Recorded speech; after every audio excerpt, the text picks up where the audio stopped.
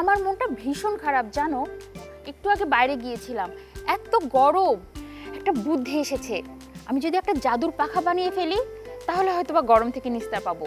আমার কাছে কিছু কাগজ আছে, আমি মনে হয় এই কাগজ দিয়ে খুব সুন্দর একটা জাদুর পাখা বানিয়ে ফেলতে পারবো। আর এই জাদুর পাখা বানাতে আমার লাগছে রঙিন কাগজ, নকশা করা টেপ এবং সুতো। কাগজগুলো আমি আলাদা আলাদা করে কেটে নিচ্ছি। হয়ে গেল। এখন আমি এই কাগজটিকে ভাঁজ করব, ঠিক এভাবে।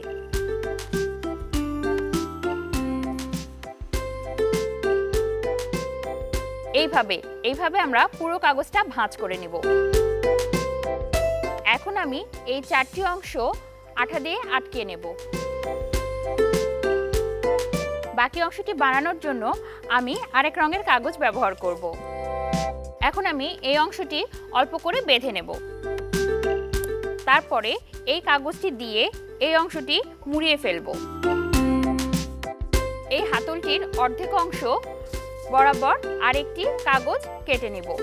উপরের কাগজটি ভেতরের রোলের থেকে একটু বড় করে রোল করতে হবে। এই সুতোটির সাহায্যে এটার পাশে আঠা দিয়ে লাগিয়ে নিব।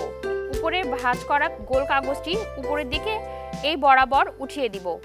তারপরে দুই পাশে আঠা দিয়ে সুতাগুলো এটার সাথে লাগিয়ে নেব। এখন আমি এই সবুজ কাগজটি এটির উপর জড়িয়ে দিচ্ছি।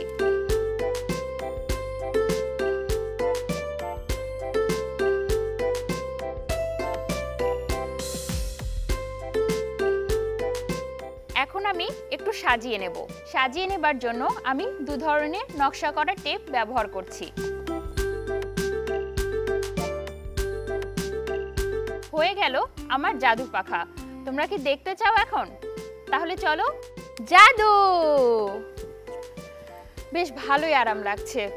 এখন আর বাইরে গেলে আমার তেমন গরম লাগবে না। রঙের খেলায় সুরের খেলা,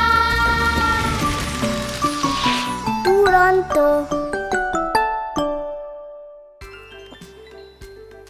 আমার মনটা ভীষণ খারাপ জানো। একটু আগে বাইরে গিয়েছিলাম, এত গরম।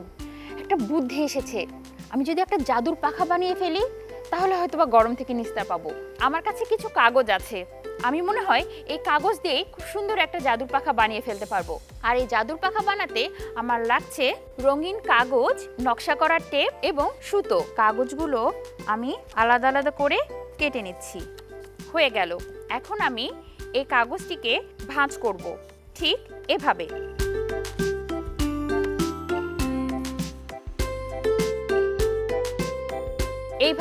এইভাবে আমরা পুরো কাগজটা ভাঁজ করে নেব।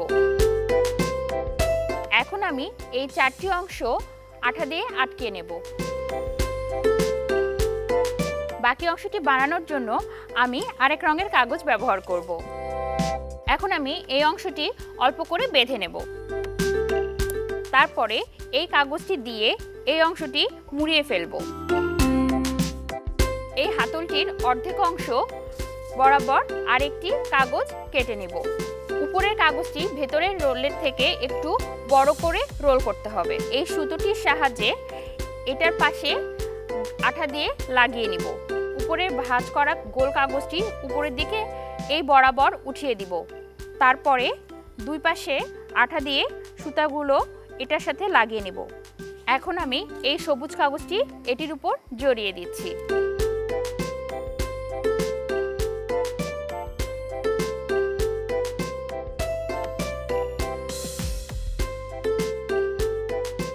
এখন আমি একটু সাজিয়ে নেব।